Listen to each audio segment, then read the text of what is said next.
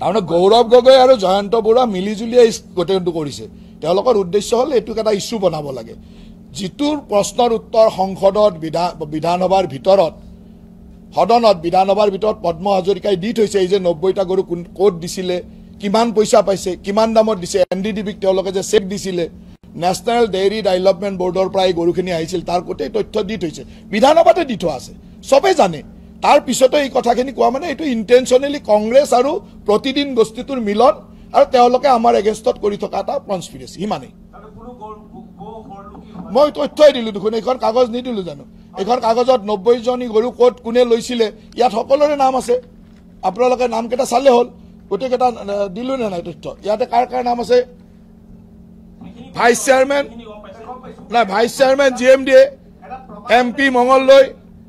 MLA Jonai MLA Gohpur MLA Kamalpur Babul Nath Niraj Bora JMB একুৱা এগ্ৰ private limited নাম আছে 90টা গৰু কাক ক'ত দিছিল লিখা আছে এইটো প্ৰপাগাণ্ডাই এইটো হ'ল কংগ্ৰেছৰ প্ৰপাগাণ্ডা আৰু এই প্ৰপাগাণ্ডাটোত প্ৰতিদিন গোষ্ঠীটো জড়িত আছে সিমানেই মই আপোনাৰ কথা নুশুনো আপুনি টিভিত বজি থাককে আপোনাৰ কথাটো আপোনাৰ টিভিত বজাই প্ৰত্যুত্তৰ দিব মই কোৱা কথা এটা ক'লো যদি মোৰ কথা এটা মিছা আপোনাৰ টিভিত দেখুৱাবলৈ সাহস লাগিব কাৰণ সিদিনাখন আপুনি ক'লে আনকাট দেখাবলৈ সাহস নহ'ল কৈ গৈছিল তো আপুনি আছিল সেইজন আছিল নে নাই আপুনি কৈ গৈছিল যে মই আনকাট দেখাবলৈ সাহস হ'ল জানো দেখাবলৈ যেতিয়া সাহস নহ'ল এতিয়া আনকাটটো তাতে দেখাওকগৈ গোটেইটো তাতে দেখাওক মই আপোনাৰ একো প্ৰশ্ন উত্তৰ নিদিওঁ দ্বিতীয় নহয় আপোনাৰ প্ৰশ্নৰ উত্তৰ নিদিওঁ মই 3টা প্ৰশ্ন সুধিছোঁ যে হেমচন্দ্ৰ বৰুৱাৰ তেওঁ গ্ৰেণ্ডছন পৰিণতি হয় নে নহয় উত্তৰ দিয়া নিদিয়াৰ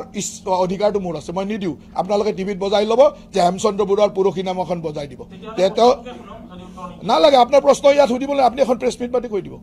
আপোনাৰ প্ৰশ্ন কোনে শুনিব আপুনি প্ৰেছ মিট মাতি কৈ দিব কাৰণ আপোনালোকে আনকাট বজোৱাৰ সাহস নথকা মানুহৰ মই নেদেখাওঁ সেইদিনাখন যদি আনকাটটো বজালেহেঁতেন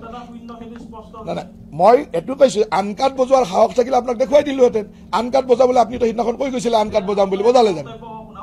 একো মন্তব্য শুনাবলৈ আপোনাৰ প্ৰেছ মিট নহয় মোৰ প্ৰেছ মিট মোৰ প্ৰেছ